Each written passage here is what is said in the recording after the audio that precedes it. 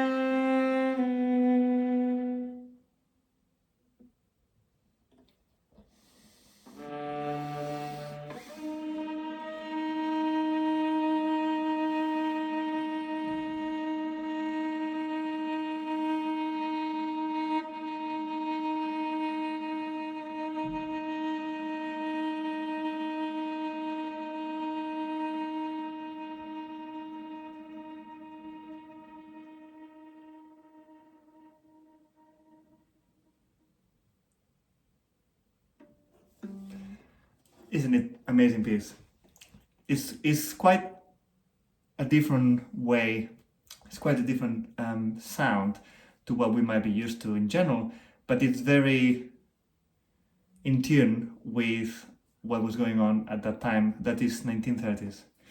Anyway, there is a lot of intervals that are not the ones that we might be used to playing on the viola. Those are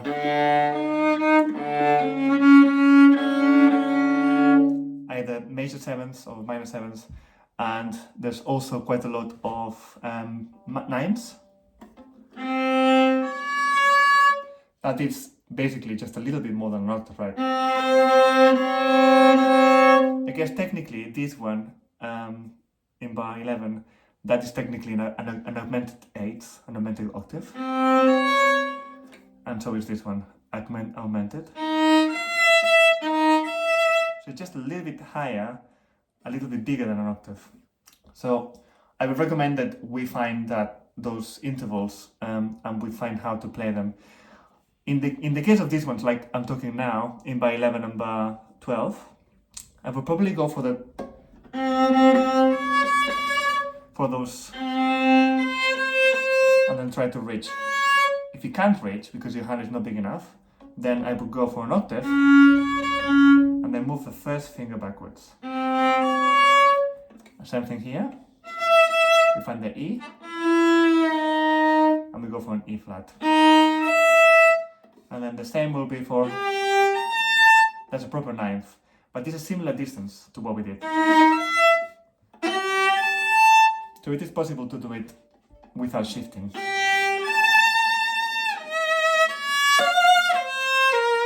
And then there's also lots of intervals that we need to find, so we need to know where they are.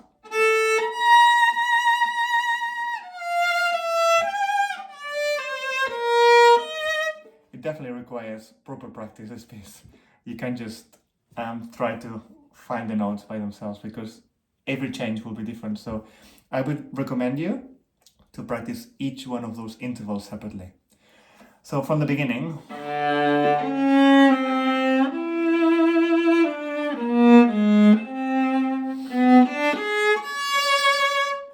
he's very clear how he wants you to play each section.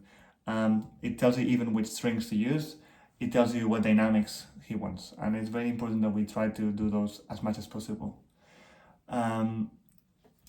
Other bits that might be quite tricky, for example, bar 23, of course.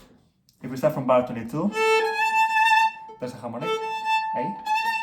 So, bar 22. And the second time, we have this lovely double stop, which is a seventh again. The good thing about this is that he continues to use sevenths straight after that, so you could use the same fingering. And then I would change that, for example. You see, you can continue with those same fingerings and you can find the same notes. Tune the C with the A.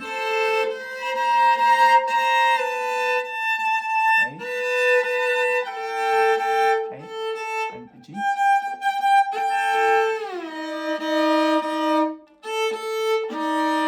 Sorry. And then, so one more time.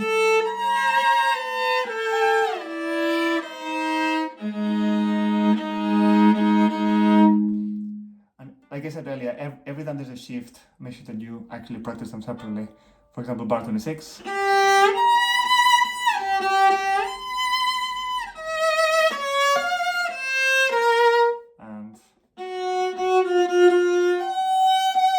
Can be done again is the minor ninth or an augmented octave. So you could also find that extended octave position.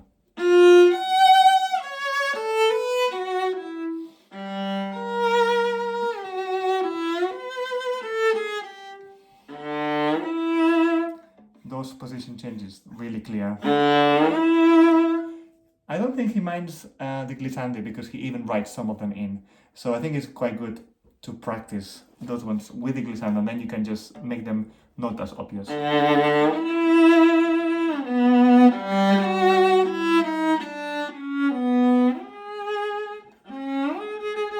Another position change there.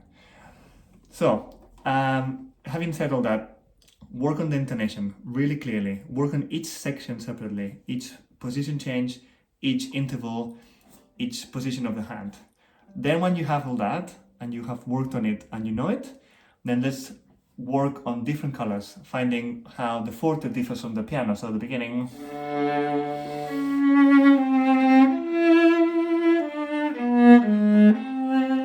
you can have a more softer sound, then it evolves into this full sound, but not too loud, it's only forte.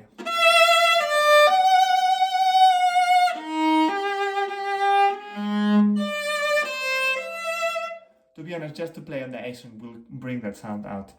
Remember, there will be 2 or 3 fortes later on, so you need to give some space for that. So don't play too loud when it's not supposed to be. But then things like pianissimo, those little comments, that makes sense when you have the piano part with it. And then a bit more. Sorry.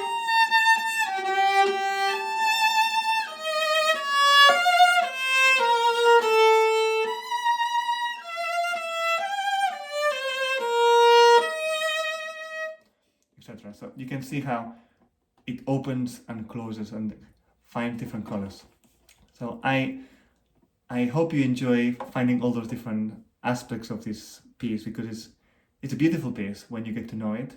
It's a beautiful piece to listen to as well. So if you're learning this piece, or you're a viola enthusiast or a Britten enthusiast, or you would like to know more about Britten, I'll put a link in the description of a Spotify album that I find is really, really nice to listen to. It's called Viola and Violin Works by Britten. And the players are really good, so I hope you enjoy those ones. Anyway, if there's anything else you would like to listen to, just make sure that you follow the links and subscribe.